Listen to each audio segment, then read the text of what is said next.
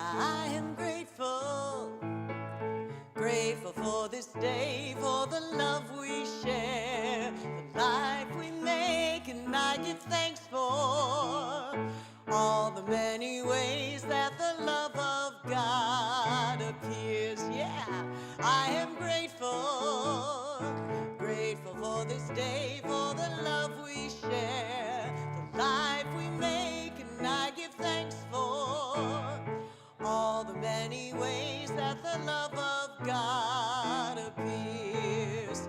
I am grateful, grateful for this day, for the love we share, the life we make, and I give thanks for all the many ways that the love of God appears.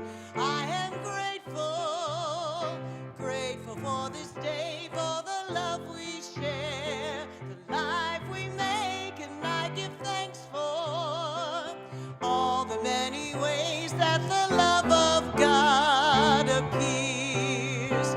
Yes, the love of God appears.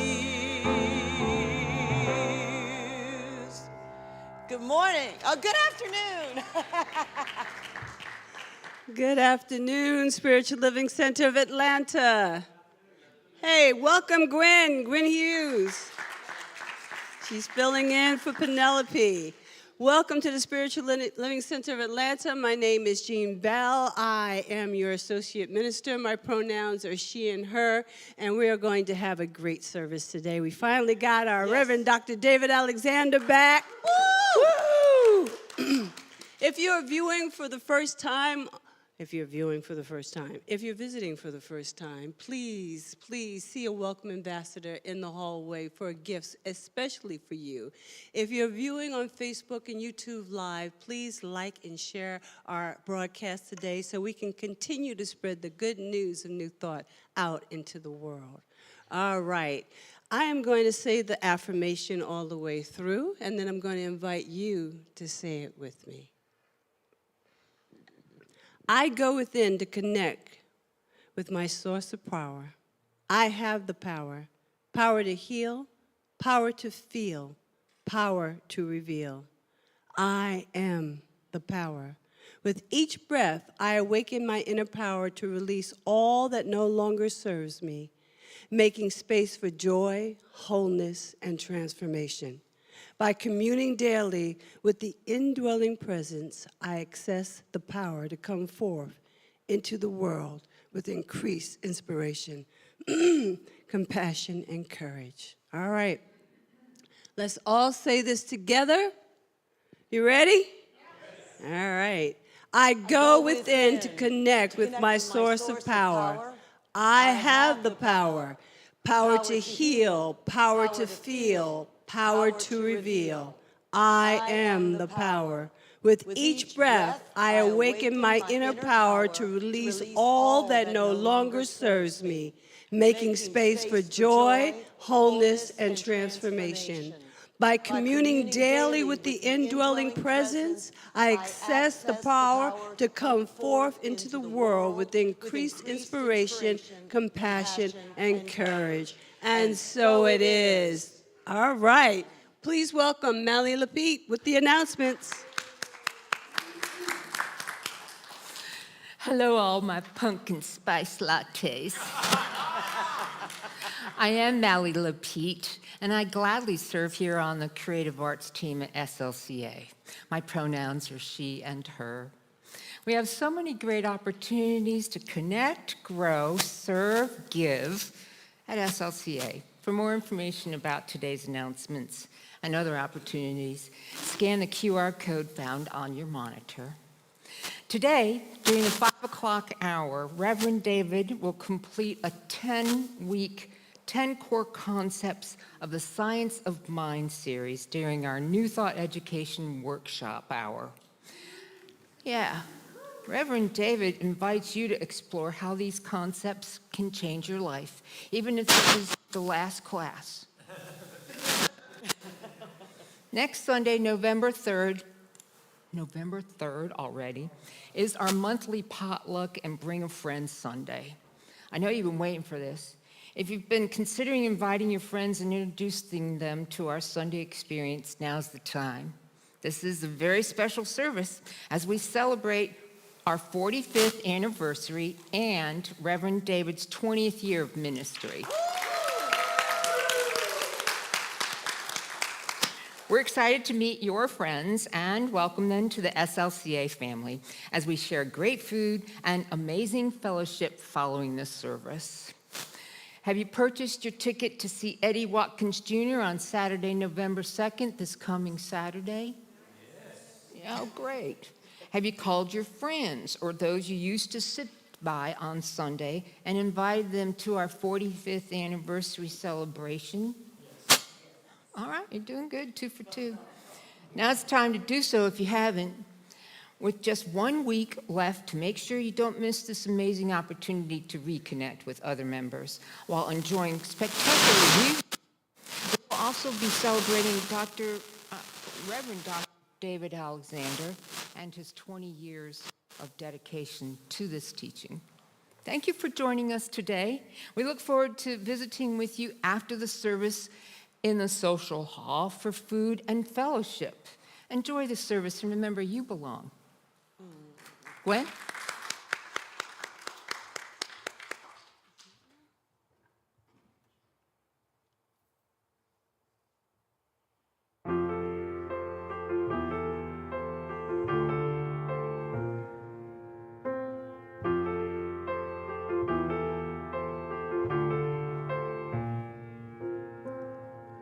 Open your mind.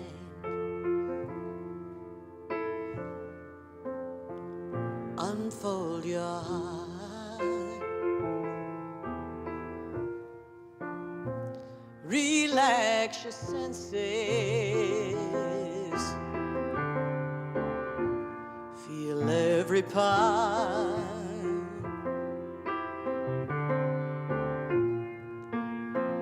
You ain't got a thing to fear.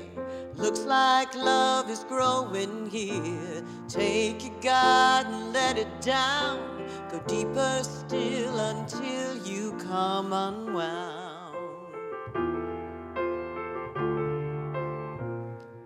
Unbound.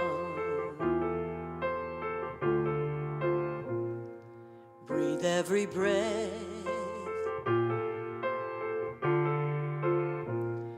Release your cringe. Love without waiting.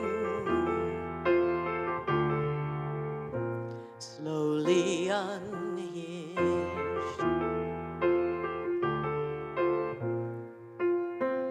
You ain't got a thing to fear. Looks like love is growing here. Take your guard and let it down. Go deeper still until you come unwound.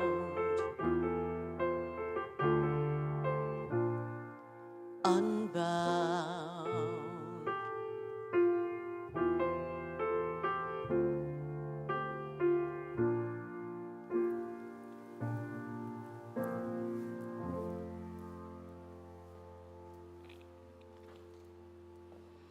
Know this with me. There is but one God, one source, one power. And I am one with all of that. Separately, seamlessly, never alone, never abandoned. And I know that I was not given a spirit of fear, but a spirit of power, love, and a sound mind. And that sound mind is here with me always because it is the mind of God working in, as, and through me. I am never alone, and I give thanks for that. I give thanks because I know that Spirit is always with me, always my discernment, always my strength, always my knowing, always there to love, pick me up, put me back on the path. Keep me straight in terms of looking at what serves me as an intention and what is a distraction. Knowing this, I am grateful, I am thankful, I am blessed, and it is my intention to be a blessing. I am grateful for this teaching. I am grateful for the leaders. I am grateful for every ministry, for every person that comes and everyone who is listening, everyone who is in the range of my voice, because we know that a butterfly's wings will make a change across the globe. So let our speaking of truth be the change. Let it be the courage that those who are on the side waiting come to recognize that we're each waiting for ourselves to stand up, get up, be the truth, be the power. And I know that this is so, and I release these words into the law knowing that it is already a reality, that it is already coming, and I am open, and I am grateful, and I am thankful, and so it is. So it is. You can stop waiting for love to find you. Look inside your heart. Love's already who you are.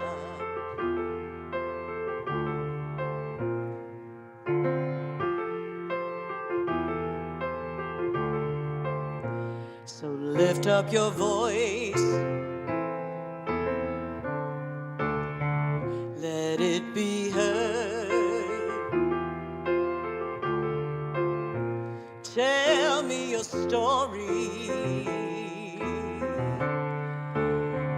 Don't leave out a word. 'Cause I think I've been there too. I'm a seeker just like you. You ain't got a thing to fear. Looks like love is growing here. Take your God and let it down. Go deeper still until you come unwound.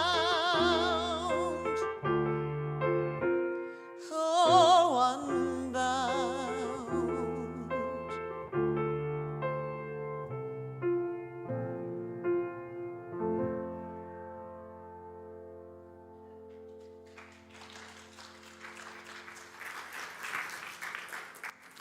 Beautiful, beautiful. Thank you, Gwen. Thank you, Nana, for that beautiful prayer. Good afternoon, everybody. Welcome to Spiritual Living Center of Atlanta. I'm David Alexander, Senior Director here. My pronouns are he and his. This is our time for our grateful giving. It's our time of circulation to be in the joy and the beauty of that divine flow that is always moving in, through, and as us, to invest in our spiritual community. If you're a monthly pledger like I am, you can pick up a pledge card on your way in or ask for one from the greeters at the beginning of the service each week, and drop that in as our recognition of our automatic contribution that is set up.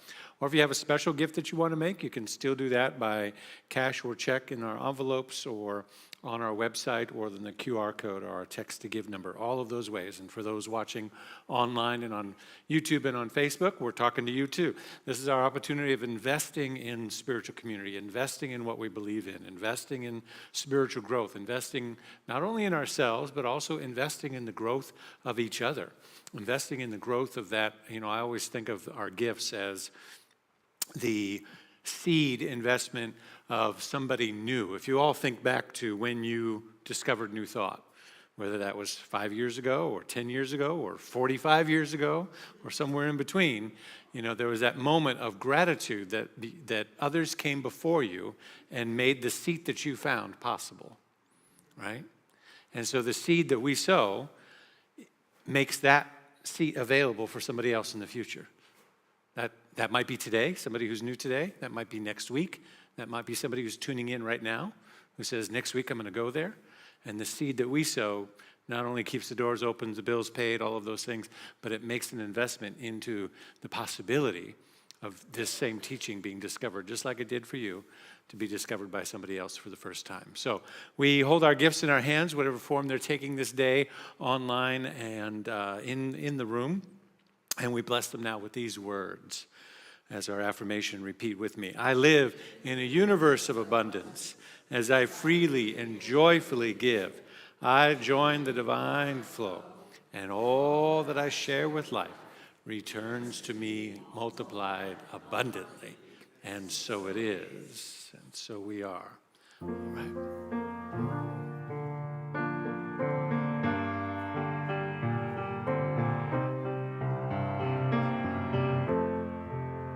I am so blessed, I am so blessed, I am so grateful for all that I have. I am so blessed, I am so blessed, I am so grateful, I am so blessed, I am so blessed, I am so blessed, I am so grateful for all that I have. I am so blessed, I am so blessed, I am so grateful, I am so blessed. One more time. I am so blessed, I am so blessed, I am so grateful for all that I have. I am so blessed, I am so blessed, I am so grateful, I am so blessed.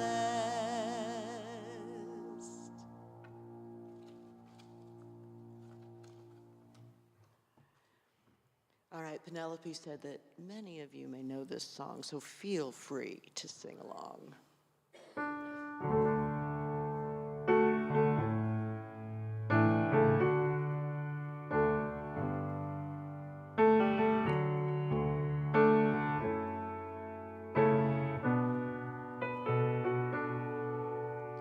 My soul sings out to you, my love. My soul sings out to you. My soul sings out to you, my love.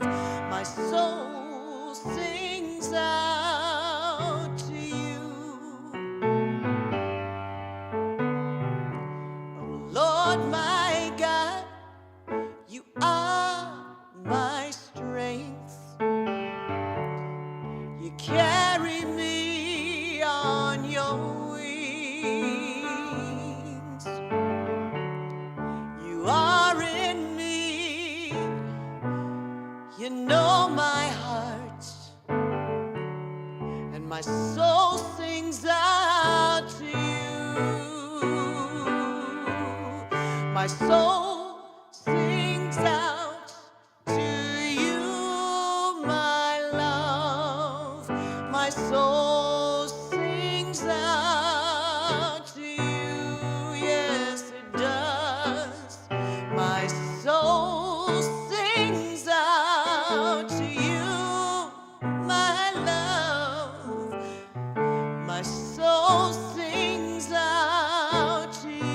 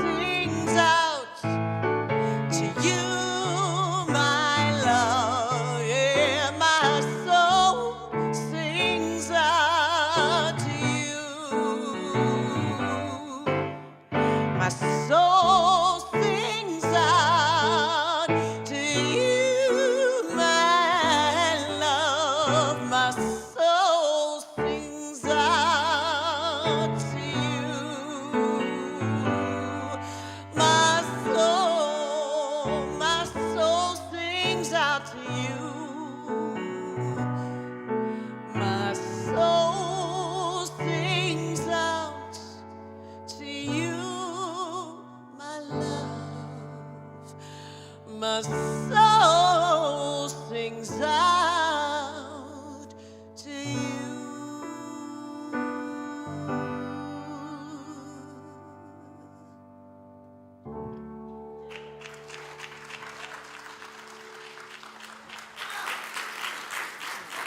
Beautiful, beautiful. Yes. Our soul is singing out. Yeah, let's bless these offerings. Extend your hands and your heart to all of these gifts represented here in this basket, but also online that have flown in during our time, but also during the week and during the month. All of the monthly contributions, we give thanks for all of the divine flow moving in the direction of Spiritual Living Center of Atlanta as a form of gratitude, as a form of blessing, as a form of connection to the divine source of who and what we are, and a sense of circulation that who and what we are is infinitely giving back to itself through all that we are and all that we do. I bless these gifts. I know that they go in to do great work in this ministry and flow back into our lives, pressed down and overflowing. For this and more, I'm deeply grateful, and so it is. All right, thank you all. Yeah, how you doing? Y'all all right? Yes. Amen. Okay. Fired up? Yes. Ready to go? Yes. All right, one more week. You can do this. We can do this. One more week. We can do this. Yes, yes. How many people have voted already? Yes, good, good, good. If anybody, and I'll say this online for our online folks as well, if you're watching in the greater Atlanta area, if anybody needs help this week getting to the polls, reach out and let us know. We will find a way to get you there, okay? So you're not alone, and if you need somebody to watch the kids or walk the dog or do whatever so that you can get there, we'll make sure it happens. Amen? Let's make sure everybody gets to the polls, all of our friends and neighbors. We can do this. We've got one more week to go. I don't know about you, but whew, I'm ready. We ready? That's a throwback. Did you guys like that? Should we bring it back? Yes. We used to do that right before the service. All right, this is our last week, week 4 in our Power to the People series that we've been doing all month long. Thank you, Reverend Gene, for that powerful, powerful message last week. Yeah, absolutely. And we're going to talk today as we wrap it up about how we harness that inner power and strength that comes from the divine, that comes from that infinite source, that comes from that divine energy, and harness it for good in the world in connection to our vision of creating a world that works for everyone. We've been talking about how to cultivate that inner relationship with power that supports us, and that in the beginning of the month we talked about forgiveness and healing our inner relationship with power, where power has been abused or mistreated either by others in our lives or maybe even modeled that way, and therefore we did the same thing. And how when we do that healing work, we then can build a more authentic relationship with power, so that power can express in a manner that supports and draws others in to support greater ideas for ourselves and for the world that we want to live in. There's a phrase that gets used a lot in our teaching, and I meant to bring my copy of my book today. I'm always carrying around one copy, but and I'm mentioning that because in the appendix is The Sermon by the Sea by Ernest Holmes. I'm very grateful that Science Mind Publishing allowed me to put that in print because it hadn't been in print in a long time. And it turns out there's also a new book of Ernest Holmes's teachings at SLCA Conference Center in Monterey, California. It's a big, thick book, but it's all of his sermons and messages that he did there the last couple of years of his life. And so it's in there as well. But prior to that book, the new book on Ernest Holmes' talks at SLCA being printed, and prior to my book being printed, it hadn't been in circulation for a very long time. And so that was my inspiration, was I want to get this back in circulation so people can look at it. So the Sermon by the Sea, we quoted it a lot. The reason it's called that is because it's a sermon that he gave in the chapel there at SLCA. If you've ever been to those beautiful grounds there in Monterey, it's a gorgeous place in the chapel. It's a beautiful wood chapel, and it's got the backdrop of the sanctuary is all glass windows that look right out to the sand dunes and then to the ocean. And so in that, he says, find me one person, right? Find me one person who is for something and against nothing, who is redeemed enough not to condemn others out of the burden of their soul. I'll gender translate it, inclusivity for us. And I will find another Savior, another Jesus, an exalted human being. Now, the part that we like to quote a lot is the find me one person who is for something and against nothing. And we work that phrase and we say, in our teaching, we're supposed to be for something and against nothing. And we like to kind of, I would almost even say, sort of abuse that phrase, because we often don't quote the rest of the sentence there, much less the rest of the context of the sermon in which it came from. And we sometimes use it, particularly in political environments and political season, to talk about how we're supposed to be of a positive mindset and never be negative, right? We're positive mind people. We're positive thinkers. We're for something. We're for love. We're for oneness. And we don't need to spend our time worrying about being against this or against that. And so don't bring up topics that are negative or uncomfortable. Or am I talking to anybody? Have you heard any of this going around? It's what we've done ever since he gave the sermon. And it's called Sermon by the Sea. Is the last message that he gave to our whole movement in 1959. And so I like to, whenever we use it, bring in the rest of the context. He says, find me one person who is for something and against nothing, who is redeemed enough not to condemn others out of the burden of their soul. Let's pause there and think about that for a minute. What does it mean to be redeemed enough to not condemn others out of the burden of our own soul? Right? It means, what he's saying there is to not, essentially to not project onto other people, right? Whatever you think the problem is, whatever you think the issue is, whatever you think is wrong with the world or society or them or that or whatever, to be redeemed enough in your own relationship to power, right? Your own relationship to the divine power that is flowing into and out of you, that you're redeemed, which is recovered, restored, healed in that relationship, that you don't need to abuse other people with, well, if they just got it like I got it, right? If they just understand like I understand, if they just would do this or do that, right? You don't need to beat other people up with your truth. You ever had somebody try to beat you up with their truth? Right? Like it's not, there's whole groups of people, and whole churches and organizations and whatnot. That's what they do, right? And beat people up with their truth. There's a great, where was I recently? We were talking about this movie. It wasn't here. So, but there's a great movie from the 90s. It was called Saved.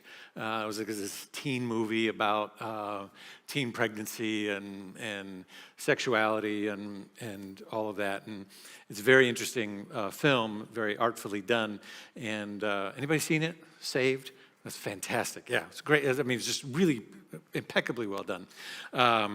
And there's one particular moment, the reason I'm thinking of it is the protagonist of the main character, the main character says something, they're in an argument, she's getting off the school bus and she's walking away, and the protagonist takes her Bible and throws it at her and hits her, the main character, in her back. And the main character turns around, she picks it up, and she says, "This is not a weapon." Right? It's a great, it's like, that's worth seeing the whole movie. Just that scene is so well, it's like, this is not a weapon, right? But that's what happens when the burden of our own soul to kind of beat somebody else over the head with whatever we got going on that we want to convince somebody else. So what Holmes is saying here is that find me one person who's redeemed enough that there's no need to condemn anybody else. There's no need to say, well, they need to get it like this, right? And I will find another Savior, another Jesus, an exalted human being. Because Jesus is just one example, not the exception. It's just one example of somebody who's walking in that light. But so the other important part of this passage is that we can walk in that light too. We can walk with that Christ consciousness. Jesus is not exceptional. It's just an example of what's possible if we too do the inner work, heal that relationship with our power. Jesus understood the relationship with his heavenly Father, with the divine energy that is flowing in, through, and as him. So we are working to harness this power, this authentic power that allows us to stand in our truth, that allows us to be ourselves, to be so strong in principle that we are clear, that we are kind, that we are unmoved, regardless of what the world around us looks like. And so we are to harness that power in relationship to our vision, which is a world that works for everyone, right? We have this beautiful vision. We envision a world that works for everyone and for all of creation. It comes from the Global Heart Statement of Centers for Spiritual Living, the parent organization that we belong to. What does a world that works for everyone and all of creation look like?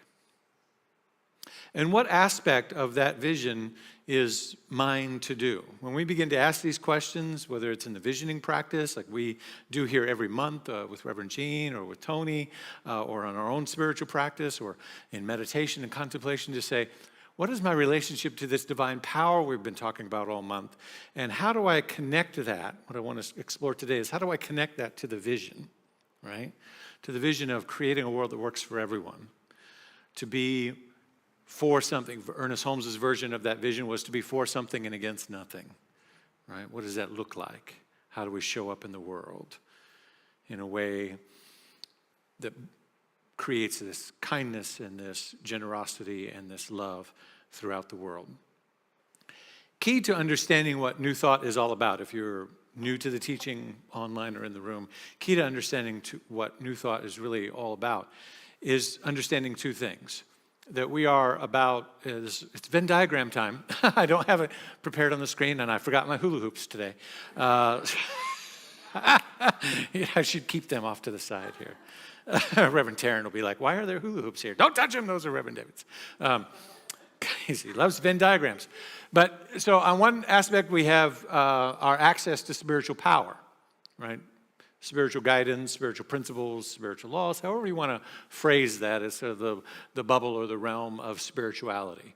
And what New Thought teaches is how to access that, right? Our entry points to that are all our spiritual practices, prayer and meditation and affirmations and visioning and forgiveness and all of those things that we can do and cultivate on the inner level, right? Study and using spiritual teachers and guides and all of that thing to deepen that open that inner door to a greater power, right? There's a power in the universe greater than you are, and you can use it, right? And so that's that realm. The other realm over here is really sort of individual responsibility, right? Which says that if you're going to do that, what you're gonna walk away with in a New Thought context, what you'll walk away with very quickly after taking a few classes, is that if it is to be, it's up to me, right? That you have the power through your thoughts, through your mindset, through your affirmations, through how you interpret what's happening to you, what's coming to you, what's happening ultimately as you begin to use those spiritual principles and practices, then what's happening by you, what's happening through you and as you, all of those things, that it's your responsibility to be mindful of your conscious awareness and the degree that you begin to sort of master or at least be in the regular cultivation and practice of that, you open that door even wider to those spiritual principles, and you become the place, that intersection of those two circles or realms, where that opens up and your life becomes empowered, right? You become a greater expression of the divine. Everybody with me so far? Spiritual practices or spiritual power, and then personal responsibility. And so we ask in that realm, well, what is mine to do? How do I take this great idea, this sort of what, the kumbaya-ness of a New Thought field, right? We come here, we love everybody, we accept everybody, we say our pronouns, we talk about the earth, we talk about the animals, we talk about diversity and inclusivity, and everything is an expression of God. We take all of that, and then what is mine to do? And the personal responsibility, cultivating that, revealing that, showing up, etc., right?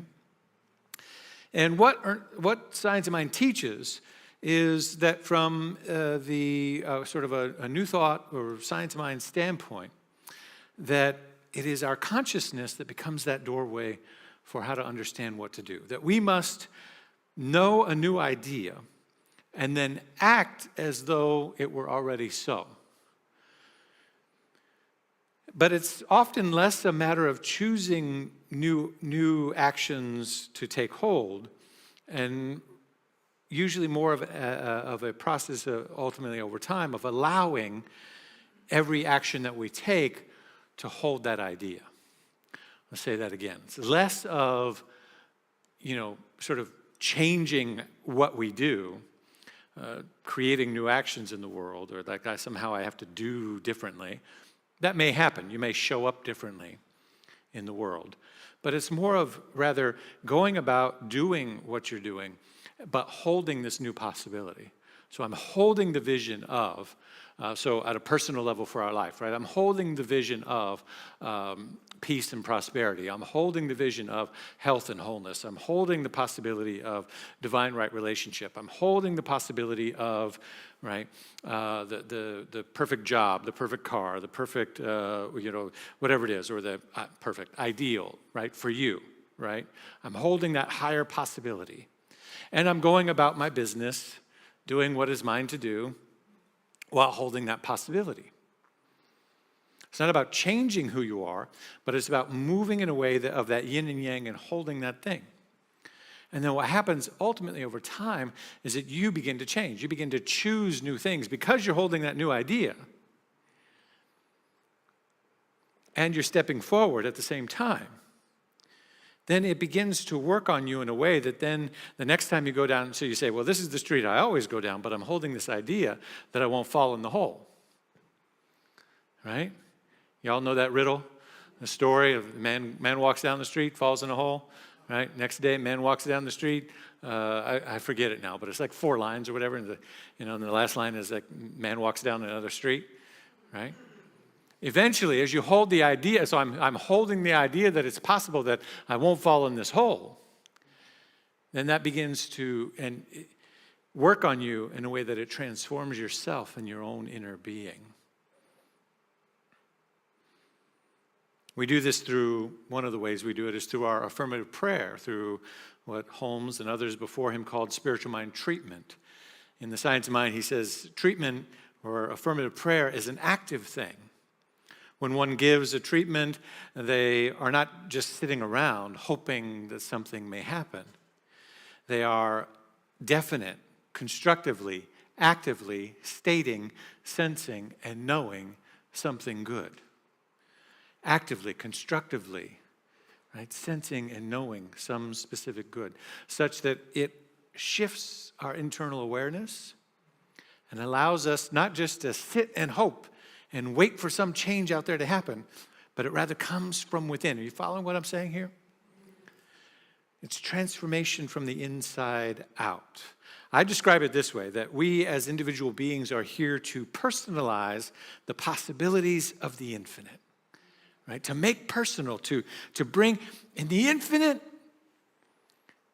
prosperity exists. In the infinite, because God is all there is. In the infinite, health and wholeness is a dynamic reality. In the infinite, there is divine partnership and divine right idea and divine right expression and divine right unfoldment of everything. In the infinite, there is wholeness. In the infinite, there is all of this. And that is all well and good that it's in the infinite. It's all well and good that it's in the infinite mind of God. It's all well and good that it's always been there and always will be there. But I am here to make it personal. I am here to be a portal through which that good flows. I am here to be a channel through which it shows up. I am here to be a place where that divine idea shows up as my relationship, shows up as my finances, shows up as my health and well-being, shows up as my expression in the world, such that the essence of God itself is more revealed because of my existence.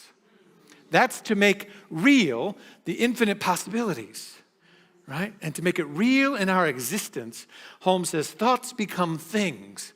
How does that happen? How does it happen? If the thought is we believe in a world that works for everyone, if the thought is we have this personal power that is available to us, then how do we make that begin to make that happen in and through and as us. If we want to create that world, what action do we take? We know one of the actions we can take this week is to vote, right? It's to vote.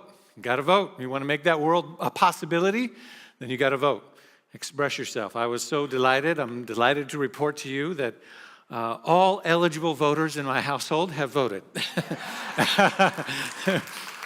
Which, if you talked to me probably about a month ago, it was 2 out of 3, which would be my wife and I, and our 19-year-old son. It was one of those dynamics where, obviously, my wife and I are in a lot of conversation about politics. We're both passionate about that and the world that we're creating and all of those sorts of things. And so it's a regular conversation that is in the atmosphere. And I don't know if you've been in this situation where if you're around teenagers and their parents and whatever the parents are passionate about, it's like you get the eye roll from the kid, right? So it's been months of me asking, are you going to vote? And I get some story about what's the dialogue online with his friends and all of that. And of course, it was very different before some candidate shifts happened. It was a very negative conversation. And, I won't repeat all the things that were said. And for me, it was like pins and needles, because it was like, I cannot not, it's one of those things. You understand what I'm saying? I got my parents in the room, right? It was like, this individual is going to vote, right? And then realizing it's one of those push-pull things that parents have, which is the more I push on it, the more they're going to retract. And right, so I had to. It was hard. I had to shut my mouth. I had to shut it real good. I said, nope, don't talk about it. Don't bring it up. My wife was like, don't talk about it. Don't bring it up. Just let it be. Let it be. He'll make his own decisions. He can't make his own decision. He's got to make this decision. He's got to, So, this is some deep spiritual practice. I did a lot of breathing. I just surrender and let it go, because what you resist persists. Right? And so I was traveling in the beginning of the month. I was at Unity Village for a conference beginning of the month, and it was the day after my birthday. October 7th was the last day for registering to vote in Georgia. So I sent my son a text. I just said, hey, just a reminder. Today's the last day to register. I don't know if you plan on voting. Yada, yada. I had a sweet little... I just let it go. I went and I walked the grounds. I went and walked the labyrinth. They never had nobody walk that labyrinth so fast. I was like,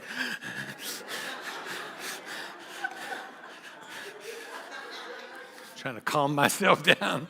Just let it go. You've done your job. You just, Imagine my surprise when later that afternoon I got the text with a screenshot of his confirmation of registration as a registered voter. I was like, hey! So I'm happy to report now that we have all been to the polls in my household. Yes. Amen. So that's one thing that we can do. And the purpose of that illustration is that we must do more than just hold the thought in our head. We must take action in congruence with the thought that we hold, right? We must act, we must hold the thought and then act accordingly. And so we hold ideas, and we hold ideas in our mind and our consciousness that we can see clearly in our mind's eye, fully formed.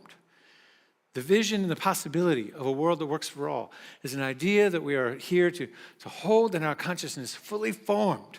Not becoming, not maybe the possibility of, but fully formed. If it's health and well-being in your life, if it's divine right relationship, it's prosperity, whatever topic it is, our teaching says you take that idea, you hold it in your mind's eye, fully formed, see it.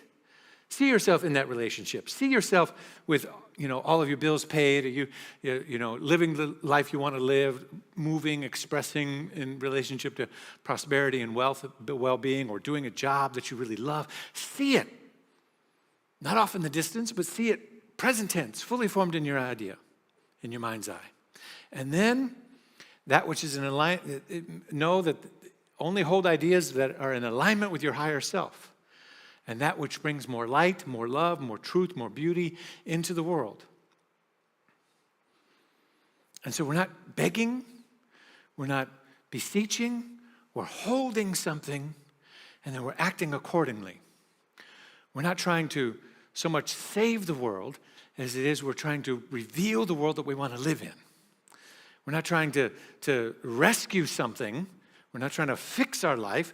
We're trying to reveal the life that wants to live us. There is an idea of wholeness and peace and prosperity. There is an idea of divine right action. There is an idea of divine right relationship. There is an idea of divine right employment. There is an idea of divine right expression known as you in the mind of God, and it wants to reveal itself, but you have to be the portal. And the way that you become the portal is you hold the mold, you hold the creative form that it takes. And whatever form you give it, the infinite possibilities will fill that form. But you got to provide the form for it to reveal itself. So you got to hold the idea, not, well, if I get enough money, or if I get the right this, or if da-da-da. You're not bargaining with the universe. The universe is a terrible bargainer. The universe says, I will give you exactly what you provide me to fill up. You want to bring a thimble? Bring a thimble. You want to bring a bucket? Bring a bucket. But your consciousness is the portal through which I'm going to pour, and I'm going to give you as much as you can hold, as much as you can embody, as much as you can take on through your consciousness. And so, as we hold the idea of a world that works for everyone, we hold that idea as already formed, already known in the mind of God. And then we make ourselves available to show up as it. When Jesus is ministering to the Samaritan woman at the well, the townspeople begin to hear that this great teacher is nearby, and they begin to gather. His disciples try to rush him off, and they say, you know, you've been with this woman, and now there's a crowd gathering, and you got to eat something, because we all know how you get when you don't eat. You know, they must have had conversations like that. Because I don't know about you, but I read the scripture through a certain lens through my work, and I go, you know, Jesus disappeared into the wilderness a lot. You know, like it's just he's like, and then he walked away and and was alone. You know, and I'm like, I understand. You know, it's just like he was like, I just could be over here for just a minute. So, you know, they're probably trying to avoid a situation like that. They're like, this, you know. And he said, the crowd is gathering. This is from John 4:34. He says, my food is to do the will of that which sent me and accomplish the work. Do you say, and he says to his disciples, he says, do you say that there are yet 4 months and then the harvest comes? Look now, and I tell you to lift up your eyes and see that the fields are white for harvest. Now, his disciples came from various fields, pun intended, but from various places and levels of expertise in the world. And all of their families and the communities themselves understood farming. All of the people that were around him understood farming. So he's not trying to tell them, look, you got the season wrong. He's trying to tell them, look, you want to be in a mindset that says it's still over there. It's still 4 months off. I'm trying to tell you, look up, past conditions, look up and see it now. See it already done. Hold it in your mind's eye. Look up and see that the fields are white for harvest. The harvest was always a metaphor for the kingdom that he was preaching about. Or the kingdom that I like to call it, right? The realm of consciousness, which is an important reminder in this season that we're in, because I get in trouble a lot when I talk about certain things, and people say, you know, we're not supposed to be political and this and that, and we're supposed to be. I like to remind people, Jesus was political. He wasn't partisan, but he was political. Why? Because he was talking about the kingdom. He was talking about a realm of governance to come to the earth that would show up in this realm, not somewhere far off where we all ascend a ladder or get sucked up by some divine spaceship or some other thing, right? Get suctioned off the planet in some divine ascension. No, he was talking about a kingdom that was here and now, a realm of, and he used the political context and the terminology that fit his time and context of what people would understand, because there were rulers and kings and kingdoms that weren't working for that, were creating a world that didn't work for everyone. And so he said, no, let's hold a vision of a kingdom, of a political system that does work for everybody, a world that works for all, for everyone and all of creation. Let's hold that as possible, that it's coming and that it's here now. Lift up your eyes and see that it's here now. What was he trying to do? He was trying to get people to change, to shift in their behavior and walk in the, he said, if you walk in the realm that it's here now, then how you do and what you do will shift and change. Or you can wait for it, or you can put your good outside of yourself, or you can empower somebody else to be in charge of your destiny. But then he would ask, well, how's that working for you? Right?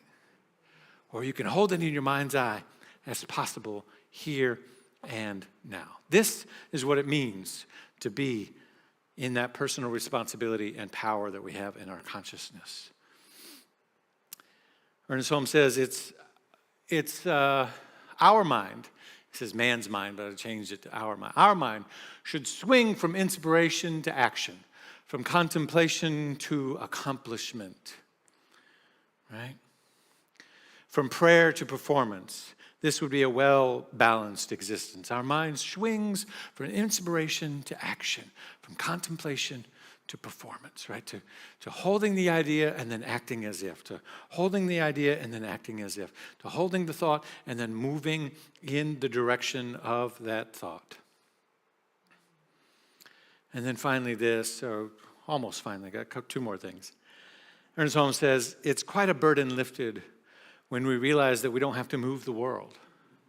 It's going to move anyway. Oh, I heard that. So, amen, somebody. The world's going to move anyway. We don't have to move the world, right? The world's going to move anyway. He says, but this realization does not lessen our duty or our social obligation. Ooh, we better get an amen on that one. It doesn't lessen our duty or our social obligation. It clarifies and enables. Somebody say clarifies and enables. It clarifies and enables for us to do joyously, and free from morbidity, that which we should do in the social state. Woo! It's quite a burden lifted. You don't have to save the world. You don't have to move the world. It's going to do what it's going to do. But that doesn't mean that you're off the hook, right? That doesn't mean you just sit back and go, well, there's only one divine idea happening here, and it'll work the election out, right? And there's only one thing happening here, and it'll clean the oceans. There's only one thing happening here, and it'll make everything better. There's only one thing happening here, and you're part of it. You're the channel through which it moves. And so it enables you. It doesn't lessen your duty or your obligation, but it enables you to do joyously and free from morbidity. I love the combination of those two things. Joyously and free from morbidity. Now, you see, when you realize that, maybe you should exercise every day or eat the right things or go to the gym or whatever it is to take care of your health. Or maybe you should balance your checkbook or look at where your money is flowing and make conscious decisions and all that sort of thing. Or maybe you should put some mindfulness into your relationship and cultivate what you really want and give what it is you wish to experience and all of those things. Now imagine any of those circumstances or conditions and doing them joyously free from morbidity. And you say, well, what would that look like? Well, just contemplate the opposite. Have you ever dragged yourself to the gym out of a sense of morbidity and a lack of joy, a sense of obligation, right? Or started a new diet? Well, I've got to because, right? Well, I've got to do I got to show up and do this job. right? When we act out of that morbidity, when we act out of that lack of joy, when we act out of that, sense of weight and obligation, we're not really authentically expressing ourselves. But when you can shift that and do freely and joyously, free from morbidity, that which you should do, right? Then suddenly the veggie burger tastes better. I don't know how it happens, but it just happens. Because when I eat a veggie burger, I'm not afraid of a veggie burger, but I don't want to eat it out of obligation. It tastes like cardboard when I eat it out of obligation, but when I choose it joyously, it's good. You know what I'm saying? Joyously, free from morbidity, right? You don't drag yourself to the gym, you skip to the gym, right? You walk in with a joyous expectation and attitude because you know that you're doing that which is in right alignment with the divine idea of what wants to flow through you, what wants to happen as you, because you're holding an idea of what's possible and you're holding it in your consciousness as already done. Your body's just showing up to do the next thing to do in alignment with that vision. That's freely, joyously, free from morbidity, that which you should do in the social state. So Holmes here is saying, don't worry about the world and all of that and the news and everything else, but that you're not off the hook. You're here to do joyously, free from morbidity, that which you should do, to show up, to express, to be in that love and that joy. Dr. Martin Luther King called this the beloved community. It was not a lofty utopian goal, this idea of a world that works for everyone, not to be confused with a rapturous image of a peaceable kingdom in which lions and lambs coexist idyllically in harmony, but rather the beloved kingdom for him was a realistic, achievable goal. He held that in his mind's eye as already done, an achievable goal that could be attained by the critical mass of people committed to a trained philosophy and the methods of nonviolence. He believed that it was a global vision in which all people could share in the wealth of the earth, in the beloved community. There would be no poverty, no hunger, no homelessness. Why? Because it wouldn't be tolerated by the human standards of those in power and those in existence. We just wouldn't tolerate it. We just wouldn't allow it. Why? Because our consciousness is operating from a place that it doesn't see that as a possibility. The only reason that the isms and the scourges and the disease and disorientations of the world occur or continue to exist is because we allow them to exist. And we have some interesting, I was in a deep conversation the other day about this regarding AI. Anybody sort of weirded out by AI a little bit? Like, what is this going to do and how is it going to take over? And they were talking about something and it was like, this is going to take robots and they're going to take over everything. And, the conversation kind of spiraled into that thing. And I said, we might have to start having a bigger conversation about universal income or some kind of something to provide, because if these things are just going to start taking jobs and they're going to take that money out of circulation.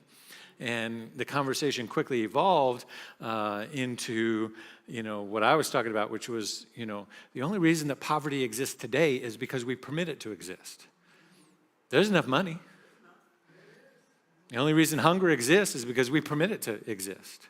We have a certain level of tolerance in the collective human consciousness, whether that's city, state, global, whatever, that says this much is allowed, right? But that we will hit a massive tipping point with those ideas if we empower AI to come and take things out of circulation in terms of jobs and that sort of thing, that those numbers will become imbalanced. And I said, so therefore, I actually don't think AI will take over because we'll see that threshold rising and we'll say, we can't do that, right? Because we either have to have a universal income to allow us to continue to progress in this way, or we've got to cap it at some level so that we can hang on to this individualistic idea that everybody is supposed to pull themselves up by their bootstraps. And because that idea, which is a toxic form of individualism, allows poverty and all those things to continue to exist, because it allows the haves and the struggling to haves to keep trying to climb that ladder, and the not haves allows those in power to just say, well, they just have to try harder. But we already are at the point where our technology could completely turn all of that upside down, and all kinds of people that have got jobs would be replaced just like that with today's technology, already as it is, right? And it would turn that upside down to such a degree that we would go, oh, you know what? Maybe it's not that everybody's on their own and they got to put themselves up by their bootstraps. Maybe we're all in this together. And maybe for the whole economy to work, if we want technology to help us, we're really going to have to rethink all of this from the ground up. I just dropped that on you. That wasn't what the sermon was about, but this is just a conversation I was having this week. The point is this, right? Things exist in place because we believe in them. You and I have to hold a better idea of what's possible for ourselves and what's possible for the planet. And then ask ourselves, what do I have to do? What must I become? What must I release? What must I let go of? What must I embrace? Ask those visioning questions so that we're cultivating a space that is changing and transforming us from the inside out, and then we get to step in to a greater possibility. You with me? Yes. I want to leave you with this couple of things. You know, this Audre Lorde quote keeps coming up. You might have noticed it's been several sermons that I've done, and it's because I go back to the same slide deck when I do my quotes, and it's always in there because I just go in and replace, and it's at the end. And every time I'm like, yeah, that still works. We're going to keep that in there. We keep coming back to this idea, right? Without the community, there is no liberation. This idea that we're here just to do it on our own. Everything I've been talking about is about personal empowerment and owning of our own consciousness and all of those things. And what I want to make sure that we emphasize and end on is you're not here to do it alone. And this is what community is for. We're here to support each other, to empower each other, to lean on each other, to lean into each other, to create communities in which we see each other and we say, you belong, you're welcome here, you're not alone in whatever you're struggling with, right? You're not alone wherever you are in the path. We belong to each other because without the community, there is no liberation. Without leaning in and supporting each other, what good is your own individual enlightenment if all it does is leave you in an island of your own personal success? Because there's no such thing, right? Say, I want this freedom. I want to just do what I want to do. Okay, well, good luck doing that. I hope the bus driver shows up and the pilot shows up and the traffic lights work and I hope everybody else got to work so that you can go do your own thing and be your own person. Because you are tied, your sense of freedom, our sense of freedom in the Western culture is tied into an intrinsic network of mutuality, right? There is no individual freedom without the collective. So our spiritual work has to reflect the same thing. Same divine truth, that there is no sort of spiritual zenith of individual enlightenment without bringing the whole of collective with us. It requires the community. And so as we move into this next week, next weekend, we're going to have a great party and gathering for our 45th and get ourselves all jazzed up before the election so that we can hold that energy through next week. I want to end with this from the Talmud.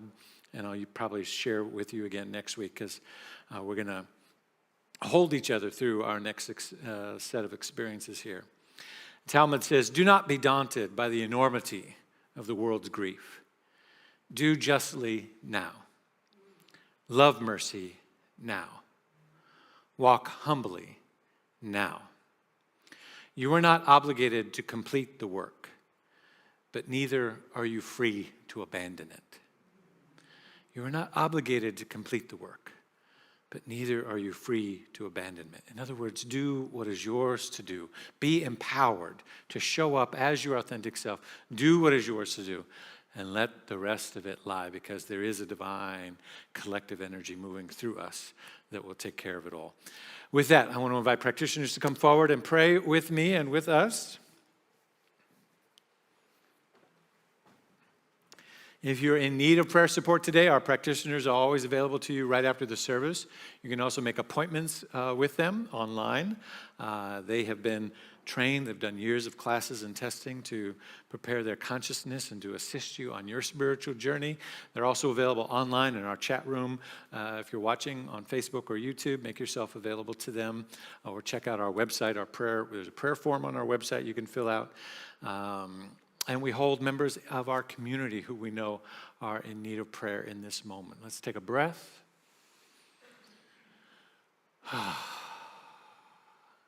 What I know is this: there is one divine idea, one infinite intelligence, one divine consciousness of this supreme intelligence, love, ethic, moving in, through, and as the universe itself. It is flowing through you and through me and through all of creation. It is that which has always been and that which will always be, and that which is fulfilling itself through every form of creation here and now. We see it in nature. We see it in the universe. We see it in the divine order of all things, seen and unseen. And therefore, I know that that divine activity is moving through my consciousness, it's moving through your consciousness, it's moving through the collective intelligence of the planet, of the oceans, of the skies, of the weather patterns. It's moving through the collective intelligence of humanity as we organize ourselves in communities. And I send this word out of this divine harmony, this divine wholeness, this divine beauty, this divine love that is seeking to express itself everywhere present through all available channels. I send it out to the Middle East. I send it out to every continent in which there is conflict or war happening. I send it out to every city and town within the United States through this election season. I send it out to the members of our congregation who, known and unknown, who are at various levels of needing prayer support or requesting prayer support. I know of one of our beloved Lexa as she moves through healing, that every breath of her body is a breath of divine inspiration and wholeness, that every cell in her body knows exactly what to do and how to do it to bring forward greater clarity in the lungs, greater healing, greater revealing of the divine truth of who and what she is. And so it must be true for you and for me and for all beings that this divine activity is taking place. Allow yourself to feel it now. Divine order restoring itself in your body. Divine order restoring itself in your mind. Divine order restoring itself and directing itself into every aspect of your life: finances, relationships, expression and creative work. Every aspect. Let it flow and be there in advance of your physical presence. Let it be there already in mind as the divine imprint of Spirit itself, such that all you need to do is move in accordance with that divine idea, that you choose to be empowered, that you choose to affirm that power within you to act in accordance with this vision.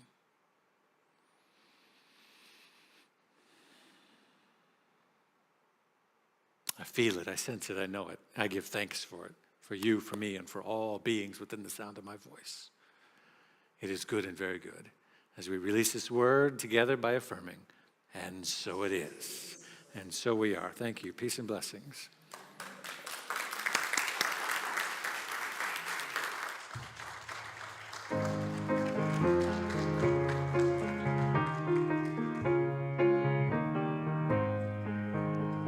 We envision a world that works for everyone and for all of creation.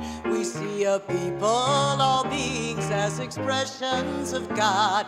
We see a world that works for everyone. You sound beautiful. We envision a world that works for everyone and for all of creation. We see a people, all beings as expressions of God. We see a world that works for everyone. We envision a world that works for everyone and for all of creation. We see a people, all beings as expressions of God. We see a world that works for everyone. We see a world that works for everyone. Join us down in the social hall. Thank you, and so it is.